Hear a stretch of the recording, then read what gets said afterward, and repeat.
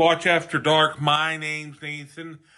And to answer for the line that was last week, if you haven't figured it out, I made the promise of Paranormal Activity 2. So this is that movie. It has Katie Featherton again, Micah Sloat, which is also from the first movie. And this is a prequel to that movie. It basically happens a little over 2.5 months before Katie and Micah move in. Now, I don't know why they'd move in, because it took out her sister.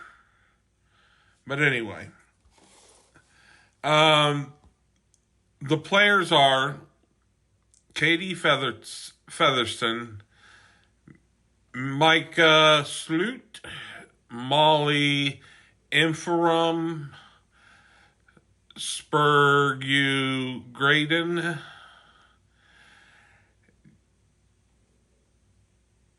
Jack Exeni Perito, Brian Bolland, and those are the main characters right there. Let's go ahead and watch the trailer, and when we get back, I'll have only a couple of facts and fun, and then I'll give you my opinion. Roll 'em.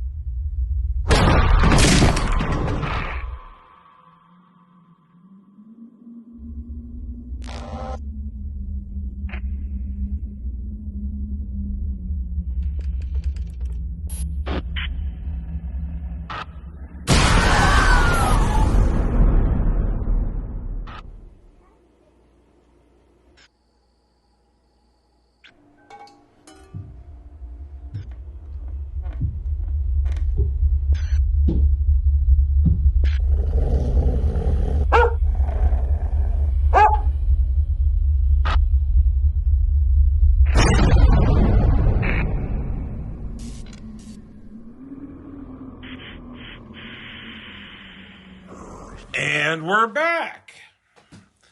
That looks like a lot of fun, doesn't it? I forgot to tell you, the director is Todd Williams. The writers are Michael R. Perry, Christopher London, Tom Pastis. Like the first Paranormal Activity a lot better than this one. I mean, you almost have to wait to the 45-minute mark before you start getting scary.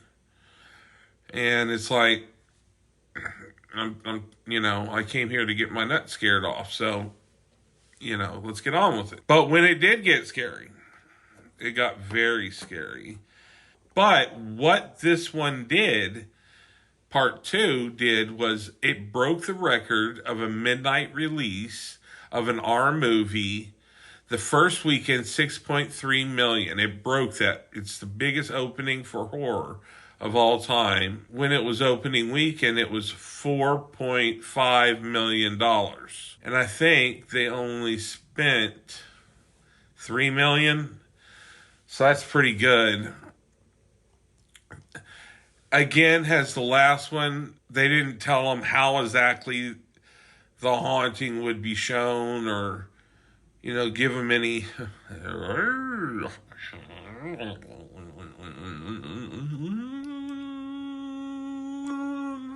So everything was spontaneous. They didn't know when it was coming or fully how it was going to go down. Christy Spurgeon Grandin was informed that one of the cabinet doors would fly open, but wasn't warned that all of the cabinet would spring open.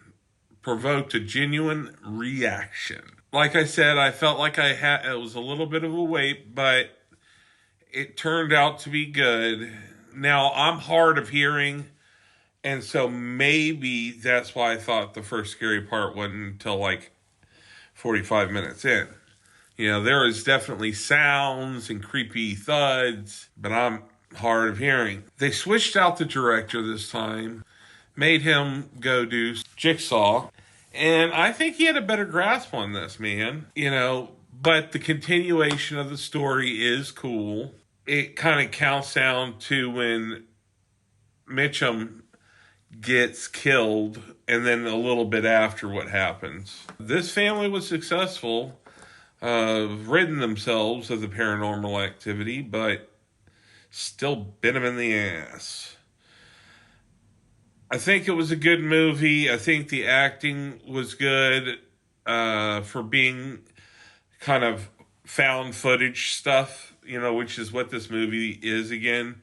But this time they put cameras, like the people in the movie put cameras in every room because they were wanting to watch everything or whatever. The directing, it did a good job in the sense of it got everything, and there was some general great scary reactions. There's not much to this. Some different in the sense that these people have a pool, and they also have a baby in this one.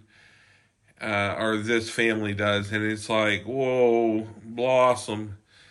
It's messing with the kid. One of the scariest parts is when it starts messing with the kid.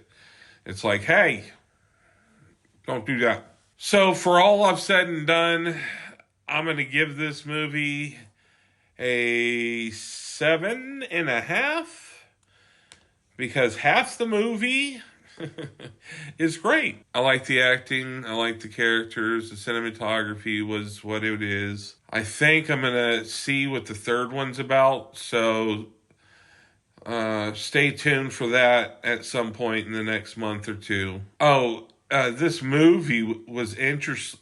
When they send out movies to theaters, they give them code names so fit what's going on or whatever. They called this one Sharpie 79. The lines from the next movie. And I'll even give you a hint.